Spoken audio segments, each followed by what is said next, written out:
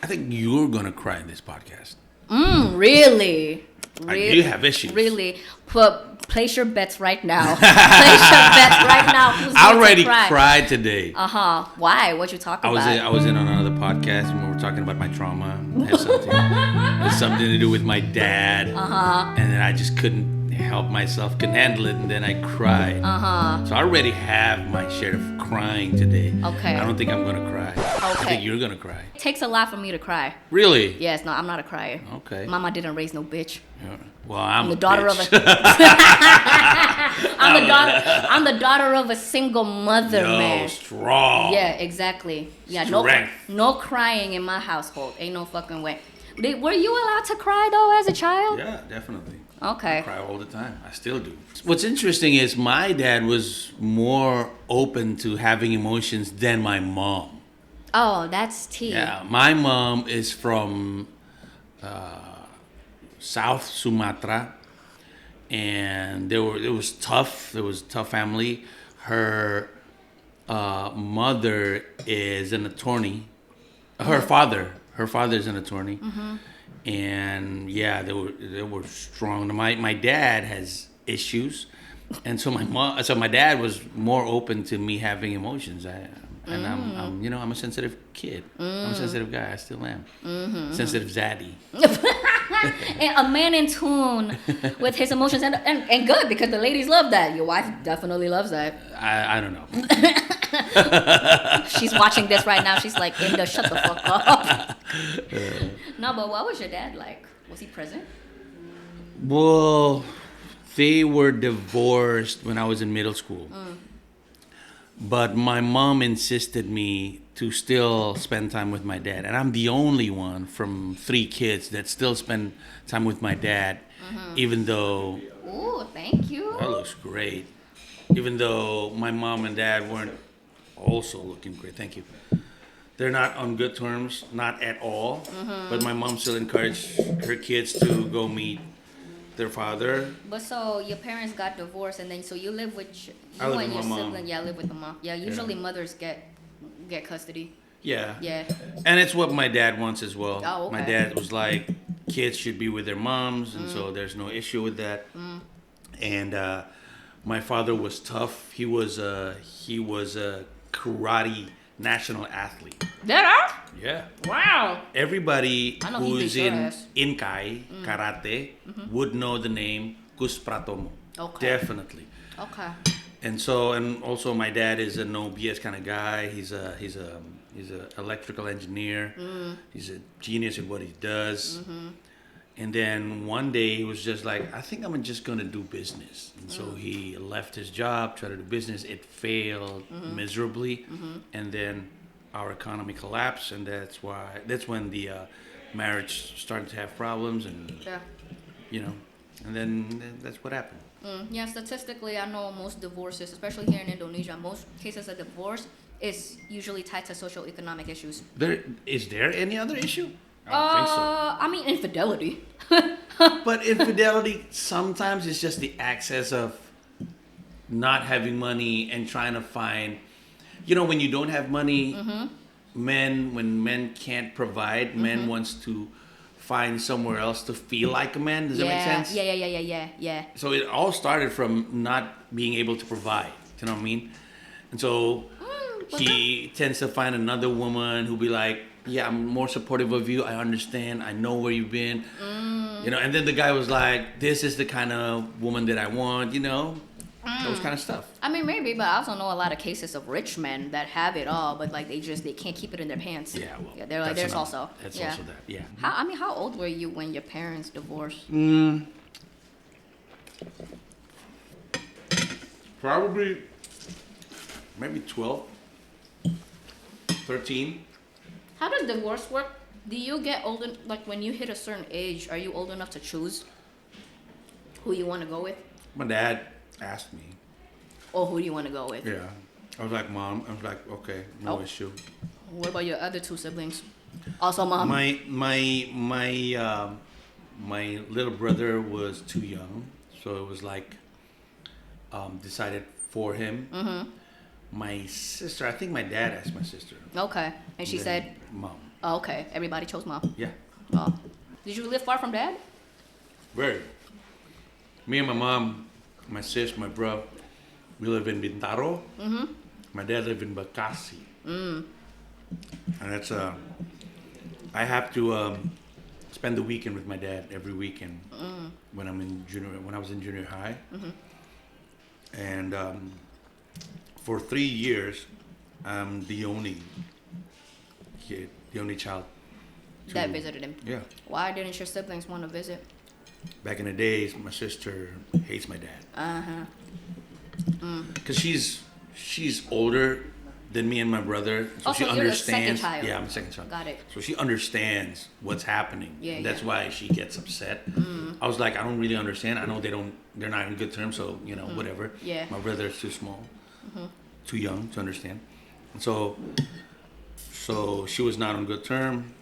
My little brother was too young, and Was he a present father overall? To your memory? Yeah, I keep telling people. My parents got divorced. It just goes to show that they're bad as a couple, but they are still great as a parent. As parents, yeah. Because my father was present. Sometimes he couldn't provide financially. Yeah. But he's always there. Helps me with school.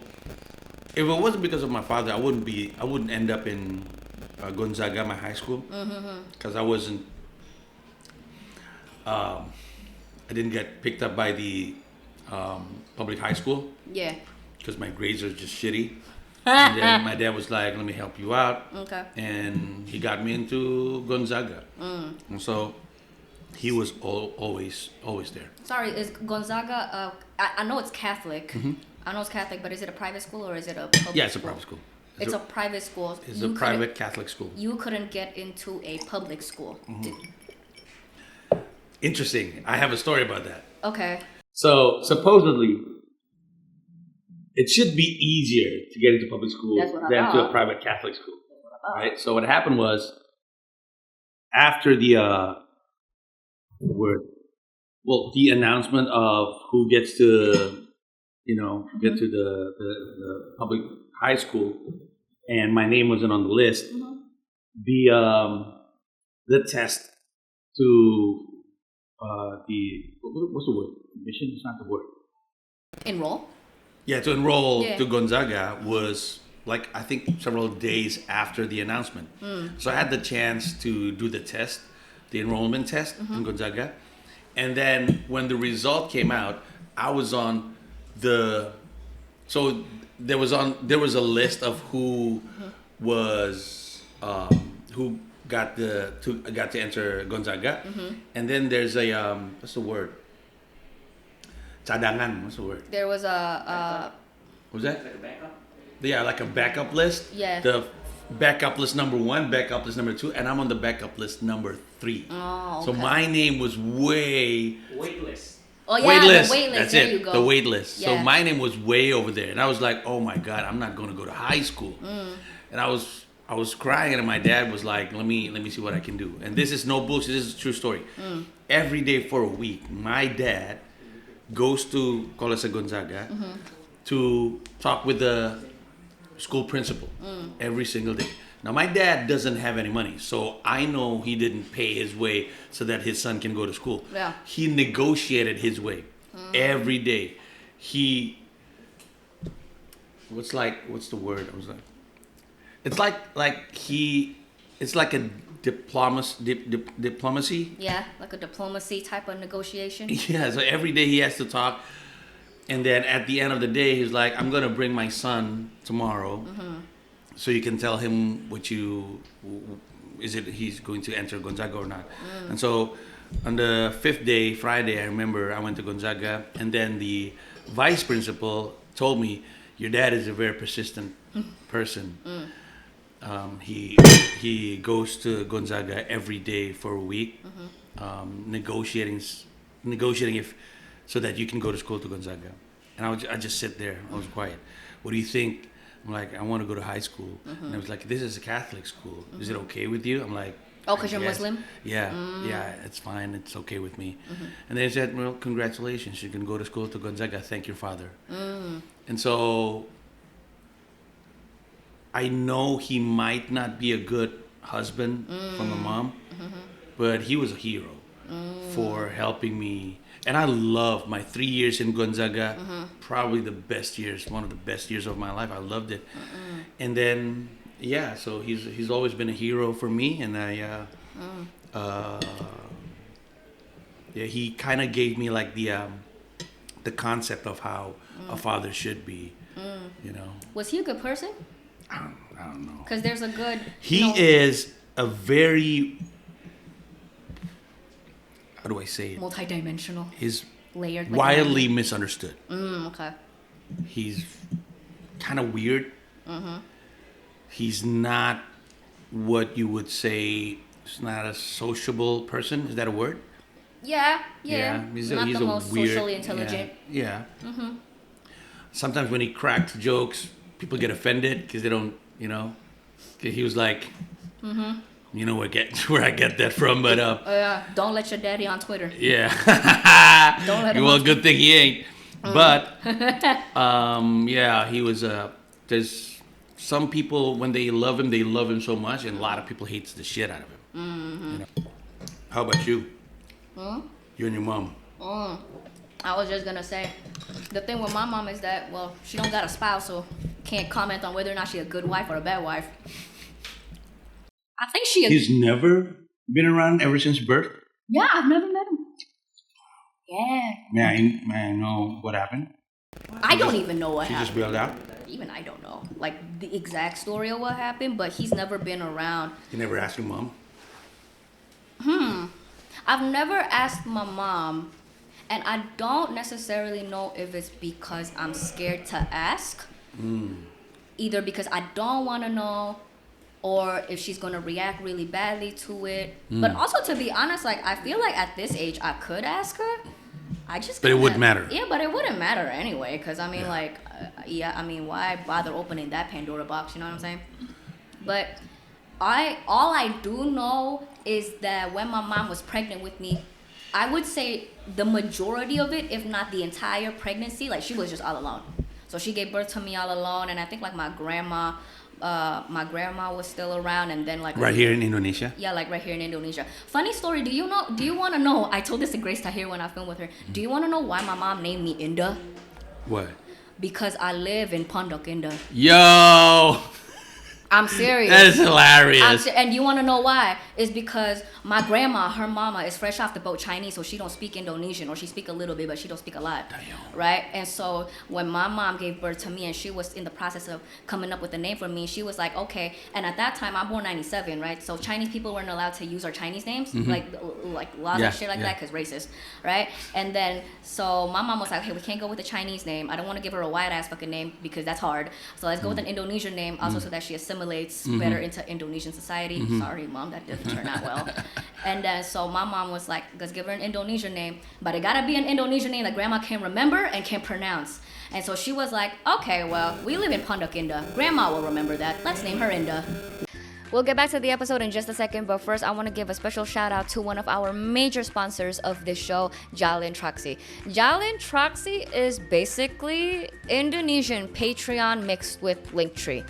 It's an incredible exposure platform designed to help creators build their online presence and monetize their content. Whether you're into streaming, photography, writing, or any other creative pursuit, Jalin Traksi provides all of the tools you need to showcase your work and build a dedicated community. They offer a fully customizable creator page where you can design your space to reflect your unique style. They also have unique multiple features to support creators, including streaming overlays with alerts and media share options, and a built-in short link feature that directly connects to your creator page. This makes it super easy to share your content on Instagram, TikTok, or any other platform without needing additional short link services. Jalin Traksi is perfect for creators who want to build a subscription-based fan base while showcasing their online presence through their work. It's all about empowering you to turn your passion into a sustainable career. Your audience can get exclusive content or early access content by paying to subscribe to your Jalin Traksi account. and or they can financially support you and your work by donating money directly as well. Just as a side note, of course, the Indah G Show also has a Jalin Traksi. Do not subscribe to us on Jalin Traksi, because if you want early access content or exclusive VIP content, then y'all know where to go for that one. But we use Jalin Traksi as a way to receive financial support from all of our OGs as well as other kind people on the internet. So if you guys want, you can donate however much money you are able to or willing to in order to financially support not me, Indah G, personally myself, but the show. And especially all the people behind the cameras that work so hard to make this happen, such as Peter, Tito, and everybody else. Peter just got knee surgery. Hashtag help Peter replace his knee. It's user-friendly, aesthetically pleasing, and packed with features that make content creation and community building just seamless. Check out Jalin Traksi and sign up at the link in the description down below. Thank you to Jalin Traksi for sponsoring this show. Now, back to the episode. Uglyo. They were so mean with naming this. It's not that ugly. You ugly. Yeah, I'm not uglyo. You're uglyo. I don't know. Do you want chicken? What was I saying? Oh, right, yes. We were talking about you. My grandma. but why in the first place you guys live in Pondok Indah? Because that's a very expensive. Oh, because she rich as fuck. Oh, from China? Huh? Straight from China? She was rich. Oh, no. Oh, no, because so my mom grew up poor. So she was the one that made it out of the ghetto. And then so my mom had like some money and all that type of stuff. And so like, yeah. Selling drugs. Yes. She was selling crack. Yeah, definitely. Yeah, definitely. Doing some shady stuff. Yep, exactly. But then you guys live in Yeah. Pondok Indah. That's very fortunate of you. If you hadn't been, you live in Depok. Depok G, yo. Depok G? Oh my god. Depok G represent. No fucking hell. Give me some ghetto ass name. Yeah, so she went with Indah. So I was like, whew, okay, I'm good. Because everybody's always like, your mama named you Indah because she thinks you're beautiful. I'm like, nah, bitch. This is the funniest thing ever. I know. You live in Pondok Indah. And that's why she named me. Her name is Indah. I was even born in Rumah Sakit Pondok Indah. Yeah, you. Wow. Okay. Yeah. You move several kilometers away, you'd be Pinang. Pinang. No, imagine Pinang my mom G. named me Puri because I live in Puri. Puri Indah. But Puri's a cute. Puri G. Puri's a cute name. Puri Yeah. G. Puri G. Yeah. Purig. No, Yeah, but Indah G. Yeah, Sounds right. Exactly, it's gangster. It's gangster. Yeah, definitely. Yeah. Exactly. Doesn't give a fuck. No, but yeah, so I never asked my mom. I never asked my mom the full story. I'm not sure I even care at this point. Yeah. Because that's I kind of related because I never really asked my mom what happened with their marriage. I never really. I don't want to. I mean, part of it too. I feel like it's sort of. You almost feel like you're sort of infringing upon their privacy. Like that's like the no ask zone, right? Because then it's also like. I'm also part of it. I'm scared I start finding out about my mother's like past sex life and all that type of shit. I'm like, oh no, I don't gotta know that. Yeah. Yeah, you're right. I can relate. Yeah. No, but you said one thing just now, remember, and I wanted to comment on it. You said that your dad wasn't, that much of a provider in the sense of like financial provide. Mm-hmm. Like maybe he struggled in that department, but at least he was present. Mm-hmm. The funny thing with me is that I had the opposite experience growing up with my mom. And that was one of the things I remember when my very, very first viral moment was when I was on this channel called Jakarta Uncensored. I talked about my mom being a single mom and how she's very socio-economically like very strong, and so like everything that I wanted, needed growing up, like material wise, like my mom's got it down pat, right? But my mom wasn't around a lot. I mean, she wasn't even really at home until I was probably like, I want to say 8 years old. And so like for the first few years of my life, like I was just kind of raised by like my ART, supir. She was out hustling. Yeah, she's out hustling, you know what I'm saying? And like because of that, my mom wasn't necessarily like a present parent. And I remember I talked about that on like that JU video, and I said something along the lines of like how if my mom's not going to be present, if she can't give me her time, at least she can give me her money. That's my dilemma being a parent today. Because when we were still living in Indonesia, I was never present, and then I paid back me not being around by giving them stuff that they want. Yeah. And then I was like, I remember I was thinking, this is going to lead to some problems in the future. Mm-hmm. And then lo and behold, we moved to New York, and now I'm present, like every day, morning till they get back from school. But I don't have money, not the way I used to. So now my kids, you know, they felt like two different ways of how I do parenting. Oh, that's so interesting. Yeah, I don't know what's that gonna be like. That's so interesting, and it's almost. I mean, I don't think you've ever asked them like which one you prefer, but I don't know. I don't think you want to ask. Yeah, I know now that I want to be present for my kids for as much as I can, and then that helps me understand that I guess this is the how do we say it? The bright side about moving to New York is everything else is just, it's very tough, very tough. No, because I remember the first time we met and I asked you how you liking it in New York, and the first thing you said was I don't. But it's like, I guess that's one silver lining of you moving to New York. Yeah. Is that you get to actually like be there for your kids. Yeah, and then finding out that I suck at being a dad. That kind of, that's a huge Which blow. kid told you that? Both, but not verbally. But I failed them so many times because my kids got sick in New York. My daughter had to go into ER twice in 2 months. I remember you telling me about this. Yeah, and that is very tough. And that's the physical aspect of it. They're also, they got it bad mentally. And so these things tell me that, you know what, you think you're a good dad, but you're not. I mean, I don't know. I mean, I don't know the entire situation entirely. I understand, but at the same time, too, it's like, I mean, they're like teenagers, like, you know, and like teenagers Very are just true. kind of like hectic. Yeah. Sometimes it don't got nothing to do with you. Sometimes it's just that's just life being a teenager living in New York. You know what I'm saying? Yeah, true. I think what happened with my daughter especially is because she was 12 going to 13, and then body image is an issue. Oh yeah. And then she was a little bit chubby when we got to New York, and then she started, you know, doing this crazy diet, and then ulcer happened to her intestines, and then that's what happened. That's what, you know. Yeah. No, that's crazy because I had the exact same experience of having to go to the ER because I was starving myself as a middle schooler. Yo, Yeah. really? I feel like I'm so sorry. I feel like that's common. Really? Yeah. Like as a middle schooler. As a middle school Or like high school, girl? middle school, high school, like just having to go to the hospital because of complications as a result of you starving yourself.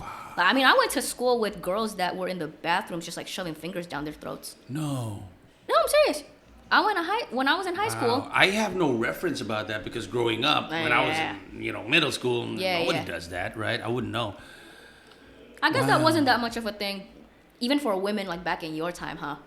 Probably not as much, but in my time, I mean, yeah, again, like fingers down the throat, fucking laxatives and all that type of shit. So yeah, I mean, so not to diminish what happened to your daughter, No, yeah, like, I that's understand. horrible. I understand. But it's just unfortunately, I feel like that's common. Yeah. Wow. See, now looking back, I was like, why didn't I see any signs? I should realize that she's not eating as much. She's not at the dining table with us. You know? No. I was like, I should have seen this. I'm a father. No. Right? It kind of goes to show that I'm maybe not as Vigilant? You know, No, kids are good at hiding shit from parents. Really? Yeah. My mom didn't know either. Well, then again, my mom wasn't really that present. Yeah, I was about to say, that's one. But at the same time, like, I feel like, I mean, kids are just good at lying to their parents. Kind of like a skill that every kid picks up. Yeah. So I don't know. I wouldn't put the bulk of that blame on you. And also, like, I give grace to every single parent out there, including my own, even though I got contentions with my mom, because nobody ever teaches you how to do this shit, you know? Like, Yeah, exactly. Parenting is like one of the hardest things in the world, and nobody teaches you. And every single parent at some point fucks up. Yeah, it's very true. And every mistake that you did resulted into some sort of trauma. How did your dad fuck up with you? That's interesting. What did your dad do to fuck you up? So I can name a list of things my mom did to fuck me I up. don't. All right. First of all, I know he's a very angry person, and for whatever reason, I became also a very angry person. You and me both. My mom's also super temperamental. That's for sure. And then he gave me trauma, but indirectly. Like, other than him having a bad temper, Yeah. I don't really. I remember I'm scared at. I'm scared at him. Yeah. I'm scared shitless. Walking on eggshells at home constantly. Yeah. Every time he said Mas Pandji, I was like, oh shit, what's going to happen?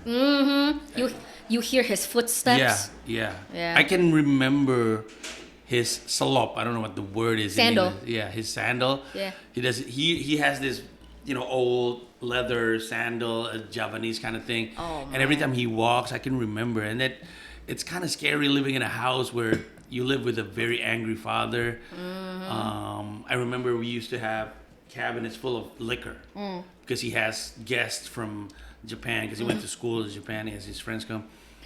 And it's kind of scary. But apart from that, my trauma from my dad wasn't because of what he did to us, but how he does with his life. And like, for instance, I have this thing where all I want to do is to help somebody achieve their goals and their dreams and aspiration. Because when my dad in his later phases in life, all he wanted to be is a writer. And so he writes books. And he told me that all I wanted to ever be is to be known as an author. And he knows that I published several books already by then.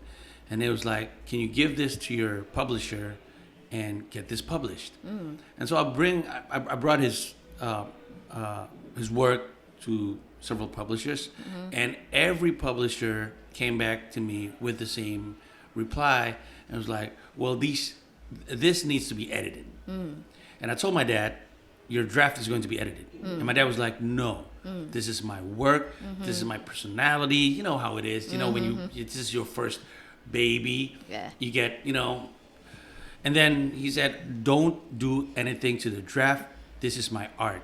I was like, my dad doesn't want you to edit. Well, we can't do it if you don't want to edit, because nobody's going to read this book like this. And so it goes back and forth, and I guess I couldn't explain it in the way that that would make him understand.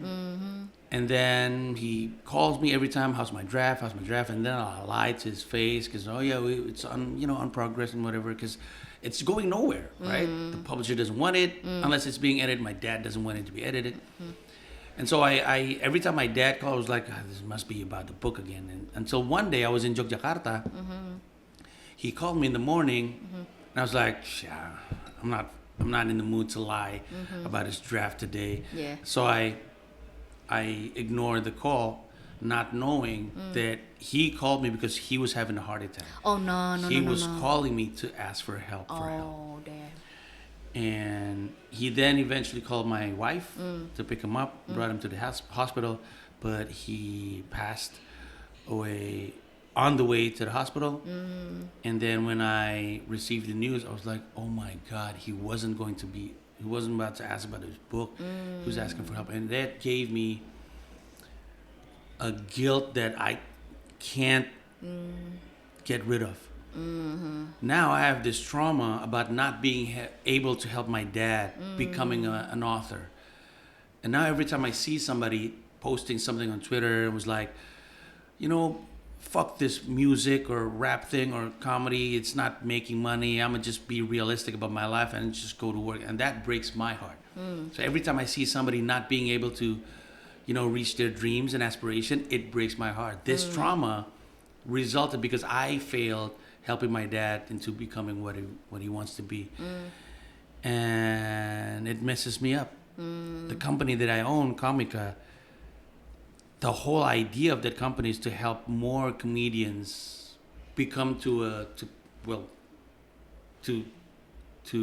raise their career into my kind of level. But then the company, when I was still CEO, I was very, very emotional about everything. Because to me, this is a crisis, right? This is my trauma. It's based on my trauma. Yeah. And I was pushing my trauma and my sense of crisis to my team, team, yeah. and they don't have the same sense of crisis as I do. I was being frustrated all the time, Yeah. and that's why I become very angry. Yeah. And so that's what happened. But do you feel like you adopted a lot of your temperament? Is it because of your dad? Did you model it off of your dad? I feel like my temperament comes from how I'm upset at my situation at home because my mother's a temperamental person and I gotta walk on eggshells around her, and so I'm having to boil a lot of anger, and so by the time like I get a little bit of an outlet, it all just kind of like bursts, and so that was kind of like what I dealt with. I think that's similar. I'm Similar? still going to therapy for this. So Oh, yeah, no. I don't really understand yet, but Yeah, that phone call thing, like that would scar me for life. yeah. Yeah, that's rough, man. I'm so sorry. Yeah, and I guess I don't know. I think it's just I model myself. I sometimes caught myself doing small things that my dad does. My dad likes to walk, and when he walks with a wall to the side of him, he does this. And I caught myself doing that. So I wouldn't be surprised if I got my temper from him, and the way he reacts to whatever hardship he had through anger. It would make sense, but also the frustration of wanting to help somebody so bad to become what they want to be. It becomes a trauma that's just frustrating. Yeah. It breaks my heart. I think for you it's a guilt thing too. Yeah. Yeah. Do you know what's the worst? I still live with this guilt because, sure, I can help comedians, but I've been trying to help my wife to have her, because she's a singer. She's a fabulous singer, fabulous songwriter. She has her work out on Spotify. Her name is Gamila. She's awesome. But every time I got frustrated not being able to introduce her to Indonesia. It was like, she's a brilliant singer. And I failed, and she reminded me as well that I failed her. And that is, I don't want to, it's tough, but I don't want to blame her, because I promised her that I'm going to help her with this. And this is why the trauma exists today. Now, I'm not only talking about helping comedians. It's also about helping my wife. The people you love, yeah. Yeah. And it's frustrating because the person you love every day for however many years, every morning she was like, well, what's going to happen with my career? Are you helping me? Are you not helping me? You know? Yeah. And I was like, shit, I don't know what to do. And that's really, really tough. I walk every day with a huge amount of guilt. Yo, damn, this is deep, yo. This is deep, but I'm it's exhausting, you know? Yeah. Walking around with guilt. You know? Sometimes you feel like you just want to take off that burden, but you can't. And I don't know. I guess that's why I'm mentally exhausted all the time. Yeah. I feel that. The part about being mentally exhausted all the time, but I don't think with, well, my issue is probably not guilt. My issue is probably something else. Well, that, and I have depression, so there's also that. Was that self-diagnosed, or you? Oh no, I'm actually diagnosed, Yeah. like properly, like. Same here. Yeah. Went to a psychiatrist. They they scanned my brain, like tempel like some wires like to my head and everything. Then the results came out, and the doctor opened it. He looked at it and he looked at me. He was like, yeah, your brain's fucked. And I'm like, yep, I know. He's like, here's some meds. I'm like, okay.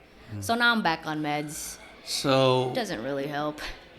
was there like a period where first you go to therapy for a long time, and then you went to a psychiatrist, or you went, because you know what happened? I bailed on my therapist. I was about to go to see a psychiatrist with her. And you bailed? Yeah, because I feel weirded out.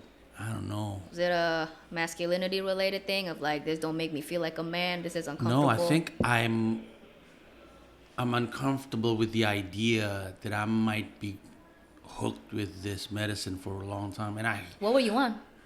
I don't know. I don't remember the name of the medicine. Was it an antidepressant or was it like a something like that? Yeah. Okay, yeah. And I hear a lot about these antidepressant not being able. One of the side effects is it slows down our brain so that we can't think. And I'm scared. Yep.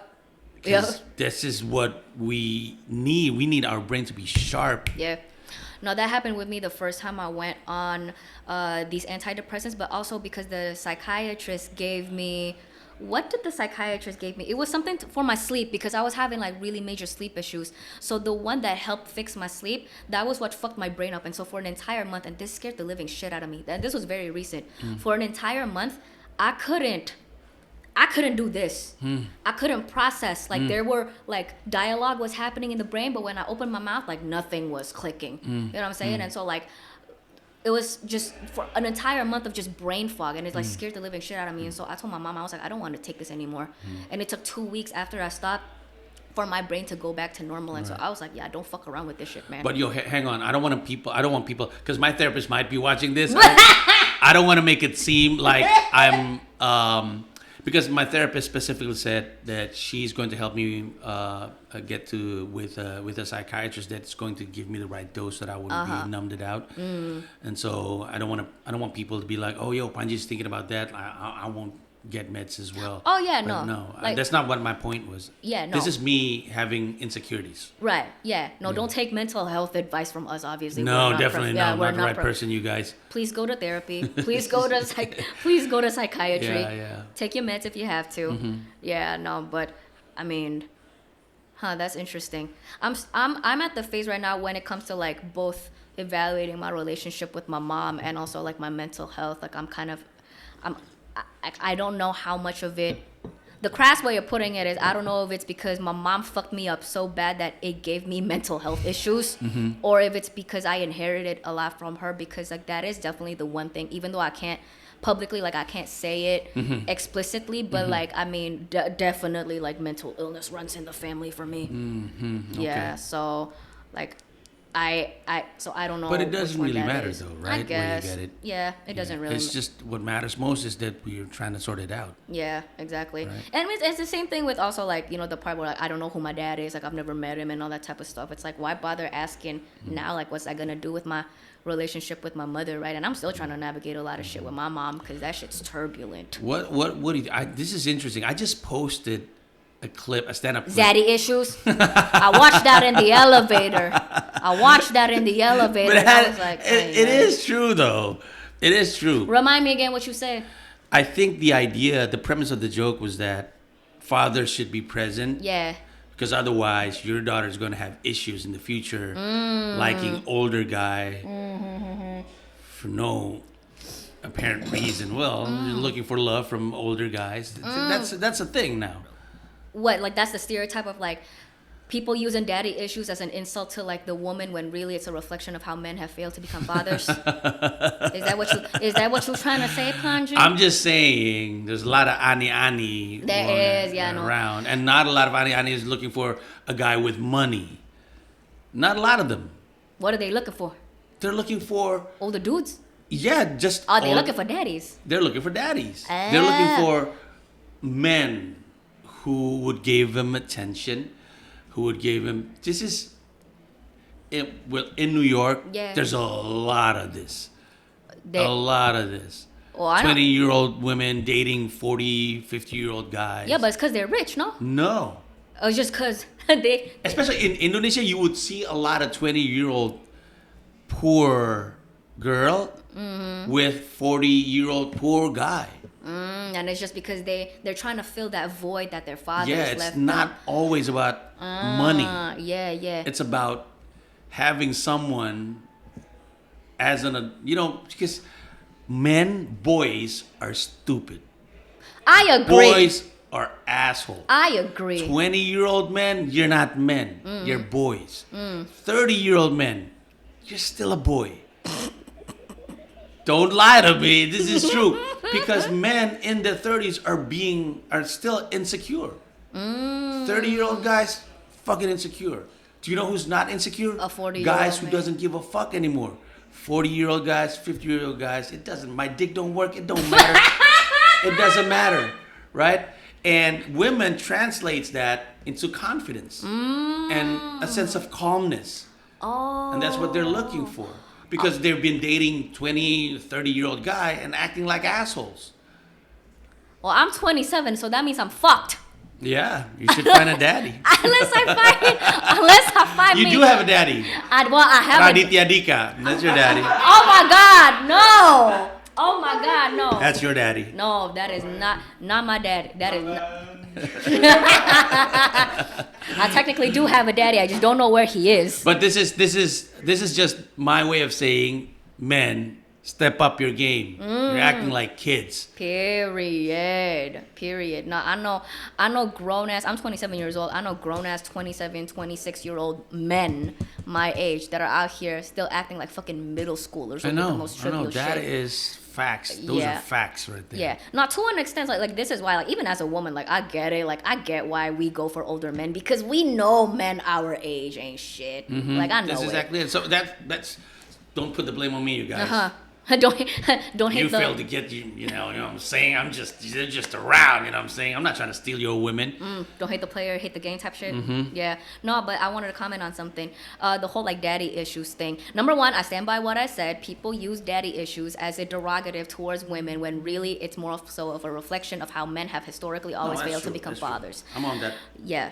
So, and then the second thing too, correlation, not causation, right? So it correlates a lot that with women when they have either problematic fathers or absent fathers, there's a lot of trauma and insecurity that results from that they then turn to other alternative men to sort of fill that void and fix that gap, right? So, but what's interesting with me it's very interesting because I've never met my dad, right? So my starting base, my starting line is just me and my mom. And for the longest time, like, that was completely normal to me. And I didn't have a problem with the fact that I didn't have a dad until people started making it a problem. Because all the kids at school bullied me because I didn't have a dad. I see. And if anything, that was the thing that, honest to God, ruined me. Because kids, number one, kids are fucking vicious. And I'm sure you know that. True. Kids are fucking vicious. And so, like, they bullied the living daylights out of me. Then they started dragging my mom into it too because, like, again, kids are vicious. One day my mom came to school and everybody saw what my mom looked like. For context, my mom is very tall. She's very tall and she's very fat, right? So big old bodacious, voluptuous woman, right? And so, yeah, a lot of the kids saw that and they were like, haha, like your mama's so fat, no wonder your daddy left, and you know, all shit. Damn, yeah, shit like that. Kids are ruthless, yo. No, the worst one, I remember back in, I can't remember if it was middle school or like early high school, but one guy, I remember it was a boy, started a rumor that the reason why Indah doesn't have a dad is because, like, her mom got raped in a bus. Or shit like that. So that was the thing that, like, went around, and so everybody was calling me, like, rape baby and all that type of shit, and it was like, Indah, give me a list. Pandji's coming after all of you fucking After bitches. you guys. Oh my God, yeah, no, but kids are fucking vicious, and so to be honest, like, the bulk of my, like, my struggle and, like, my hurt and, like, my, like, mental and emotional issues, really it all stems from, number one, my mother, because I mean, she's problematic, but also because, like, people were not forgiving of the fact that you come from a broken home. Yeah, and even until now, to be honest, like, Indonesia, we've progressed a lot as a society, and I'm glad. Is it still a problem? But it's still. Really? Oh, it's still. Well, I wouldn't know. I get the simplest things, like going to a hospital and having to fill out a form, and me not being able to check I can't fill out the dad part. Yeah, I get it. And going to the bank too. And actually, this is a true story. I can't disclaim which bank it is. Well, I'll tell you when we turn off the cameras. I couldn't open a bank account because I didn't have a dad. No way. Yeah, Some banks, they just ask for some bank. one of the parent. Like mother. This one that required two. So I couldn't open a bank account with them because I'm missing a parent. I'm going to put that on my list. Boycott. Coming after you. I'm just going to make y'all go fucking bankrupt if y'all have not gone bankrupt already. But yeah, see, stuff like that, you know? Oh man, that's Yeah, and that's the stuff that people tend to take for granted because most. yeah. Yeah. I guess we are still pretty much left. You know. Yeah. Oh yeah, and the fact that it's still a thing, like the whole bank thing that I just told you, that was earlier this year. Wow. Yeah. Recently. Very, very recent. Damn. Or even just like people like finding out like, oh, like yeah, you don't have a dad, and then like it's all the stigma, like I mean what you Yeah. were talking about of like, oh, that's why you're a whore, and that's why you're this and that, when really it's like I didn't have a problem with not having a dad, like Correlation. yeah, again, correlation. Not So causation. yeah, but yeah, no. Wow. We have it tough, do we? It's tough. Yeah, cause life's tough, man. Yeah. We have issues. The G's have issues. It's always the ones with the names has G in it. We all got issues. But a lot of people, and this was the same question I asked Grace, a lot of people, they either learn to become good parents from either having good ones themselves, or they learn how to become good parents from having bad parents to model off of like what not to do to your kids. So like what's one positive thing that your dad did with you that you are carrying forward with your kids, and what's one negative thing your dad did with you that you're like, nah, I'm not gonna do that with my kids? Well, one thing for sure, that my father never let money become an issue in terms of giving the best to your kids. Like, don't let money become a problem in trying to provide the best that you can give. That's what I learned from my father. He is well, he tried his best, I guess. That's every parent, even with my mom. Like, she ain't perfect, but I gotta give it to her. She tries her best. Yeah. Because there are parents that didn't even try. You know this, right? Yeah. Yeah, heavy Yeah. on that. Yeah. Heavy on that. I know a lot of kids from that type of family background, And unfortunately. the thing the worst thing about him, Besides the temperament. I think this is his problem. He thinks everybody else is stupid. Ah. And this resulted into he couldn't trust anybody. And when you're running a business, that's a problem. I saw it firsthand how he, what's the word, derogatory? Derogatory? Yeah, Uses derogatory words. to everybody in his company. Oh, he berates everybody? Yeah. Anjing lu apa ya? Stupid, yeah. idiot is the words that he used. And him being the director utama, obviously everybody's like, just laugh about it. But I can see, even as a youngin, I can see that these people are hurt. Oh, yeah. And then because he can't trust, and then he can't teach, he doesn't have a solid ground for his company, and that's why he got bankrupted. And so, Yeah. I don't want to be that person. Yeah, that's so funny. Cause I don't know if it's a generational thing, but your dad and my mom are very similar. Because my mom's also, she has that issue with her employees of like, she's very, very, she is not, here, the conflict that I have with my mom, I think I don't like her as a mom, but I love her as a mom. Does that make sense? Yeah. I don't like her as a mom, and I don't like her as a person. But I love her as a mom. I think I do. Because I was talking about this with Grace as well. Honestly, like, the thing with parents, I get it. Nobody teaches you how to do this shit, and my mom's just trying her best. And like, I don't validate and I don't justify, and I might not even forgive the way that my mom has hurt me. But the thing that I can always come back to, no matter how annoying she can be, and she's always really fucking annoying.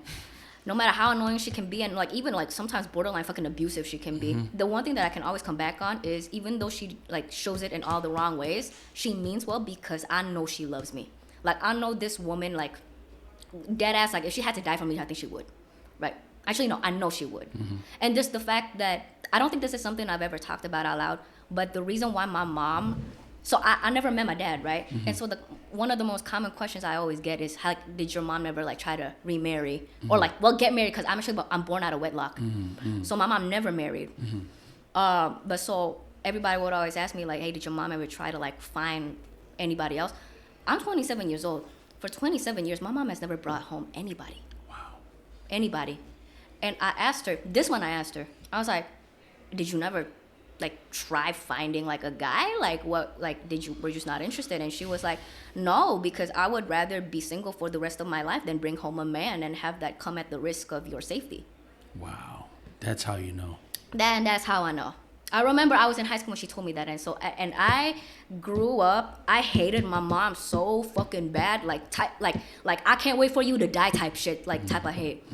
But I remember in high school she told me that, and that was like, okay, nah, Indah, like you gotta, like you got some reflecting to do here, Indah. Like that's not at all what's happening. You know, so.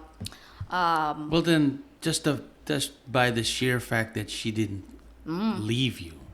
Oh, that too. Yeah, That she's too. still there. She could, but she didn't. Yeah, exactly. And so that's the thing that I keep coming back to with my mom is that, you know, I don't like you as a person at all. And actually, one time she admitted that to me. Do you like your kids?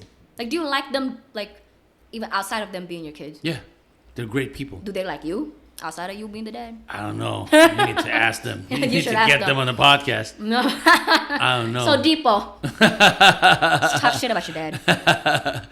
Netizens are going to love this. No, but they're great people. They're a great person. yeah, see, because the thing is, my mom's not a great person. To me, in my opinion, she's not a great person. And one time, she actually, like, we got into a fight. And my mom, she was like, kamu kalau bukan jadi anaknya saya juga nggak mau berteman sama kamu. Wow. Yeah. But that's just frustration, right? Oh, but no. Here's the thing, though. The gag. I was so relieved when she said that. Because I felt the same way about her. Because I felt the same way about her. Wow. We don't like each other, but you know what? Push comes to shove, like, like you my mom. You know what I'm saying? And like I'm your daughter. Yeah. But yeah, that's the thing. Like, yeah, she's a good mom. Yeah, sure, I think she's a good mom. I think with my parents, the reason why they never got remarried, my mom tried.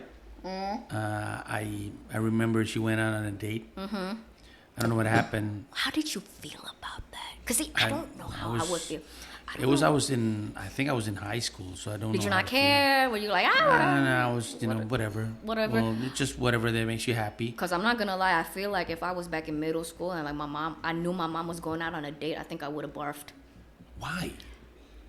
I don't know. She's been alone for like... I know. I don't know. She needed... Do you know what happens to a person who doesn't get love and affection? Yeah, you turn into my mother.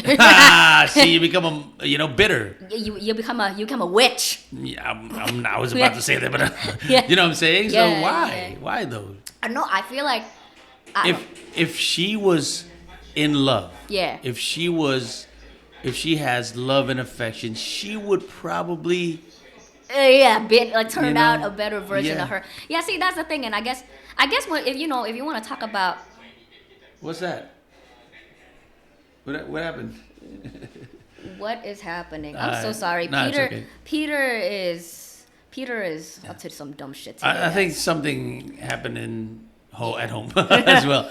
No, but I was about to say, like, on the topic of guilt, I guess that's the guilt that I kind of have with my mom of, like, I think she could have not ended up this way. Right. Like this, like, temperamental, kind of like all alone, and like, and that's the thing. I don't know. Sometimes the thing with my mom that I kind of, I don't know if this is so durhaka for me to say. Like the thing that I kind of like, I pity in a way. No, it's Is that like she has a lot of money, but like that's all she has. Wow. She don't got friends. She don't got a lover. She don't got. I mean, the rest of the family is also like. I mean, we not. No. You ready? What? She got you. Come on now. Tai kucing. Loh, come on, tai kucing loh. Nah, but yeah. Maybe because you wouldn't know. Maybe you. I know it doesn't seem that way, but you might be the only happiness that she has. Some days she says that, or depending on how good her mood is. Sometimes relationships are toxic. Yeah. That's the thing. That's the thing. And like sometimes like she gets like super abusive, and then like it's like I don't know, man. Like parent, like honestly, nobody ever teaches you shit on like how to navigate parent, like a son, daughter, child relationship, man. It's so like, isn't it weird? Right? And like we've been this shit for like how many fucking centuries? know. No one's come up with a fucking manual. That is so weird, right? I know. No, but I guess like that's like the guilt that I have with my mom. It's like I think in another life I feel like she could have turned out like maybe like happy, or maybe she got a husband that like takes care of her and everything, but like she kind of gave all of that up because of like me. Yeah. I think what happened with my mom was she tried, and then it doesn't feel right, and then she just decided, okay, my happiness is going to be my work, and then my kids, period. And she's okay. She's happy. Did your dad remarry? Nah. Why? I guess it was because nobody wants to be with a poor person. Oh, I mean, yeah, that put on top of that a poor person with anger issues. Yeah. You can't bullshit your way out of that. Yeah. That's visible. Was your mom a lot more well off than your dad? Yes. Yes. So did your mom help your dad out? No. Okay. No. The kids help him out. The kids help. That's interesting. Including your sister? Yeah. Eventually, they sorted it out, and then my sister became this very attentive daughter. Helped him out. She, I guess whatever. I remember my dad once told me about regarding him and his relationship with his daughter, and she was like, Mas Pandji, as a father, you should know, even if you shit on my head, I would still love you anyway. Ooh. And I was like, yeah. Do you know what my biggest fear? My kids hate me. This is my biggest fear. My biggest fear is that when my kids grow up, they don't want to talk to me. There's a lot of that happening. Yeah. At least you still talk with your mom. It's arguments sometimes. Yeah. But you still have this conversations. You know what I'm saying? I have to want to talk to her. I have to want to spend time with her. And I don't know if that feeling of that I have to want it, I don't know if it's coming from like a moral perspective of like, because I think that's the morally correct thing to do as a daughter. But part of it, I don't know. I don't know. I know that I have to want to spend time with her because I don't have that much time with her left. Oh, yeah. Yeah. That is true. Yeah. No, but I don't know. I was talking about this with Grace in the episode as well. We were talking about orang tua durhaka and like taking care of like. What does that mean? Orang tua? Anak durhaka. I ada understand. anak durhaka, but no, there's anak durhaka, but there's also orang tua durhaka dong. Huh? Ada dong. So the kids? Orang tua yang durhaka. Towards the kids? Yeah, towards the kids. How? Yeah, dong. Ada dong. Not being present, being an asshole, being a shitty parent. Yeah, and then you want to take it up the next level. What if you're one of those dads that rapes his daughter? Oh yeah. All right. That's some durhaka shit right there. You know what I'm saying? So. No, that's criminal shit. Oh yeah, that's criminal and durhaka shit. That's like 2 in 1. Yeah.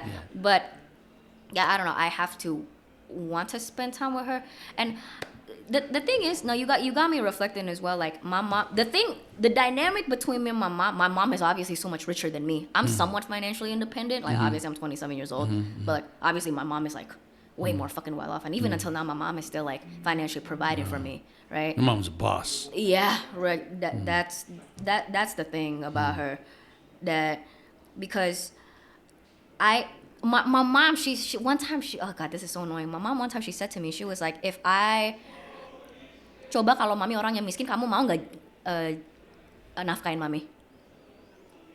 And I didn't really know how to respond to that, and it makes me feel bad because it's like, okay, well, in my head I'm like, I think it depends on like a no, I'm not a horrible person, but I think it just depends on the multitude of factors. But I was just, the was towards whatever psychological the obstacle that you have inside for not being able to reply to that question. I feel like I would, or at least like, even if it wasn't ikhlas, I would still out of obligation. But does that make it worse because it's like it's not? I don't know. It's not genuine. Well, at the end of the day, a help is a help. I guess. I feel like if it came down to it, if my mom needed me to financially take care of her because she was like economically destitute and I was doing well, if I'm doing well, of course I'll take care of her.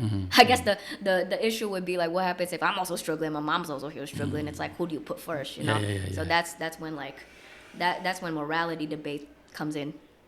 But Do you know what I realized? what?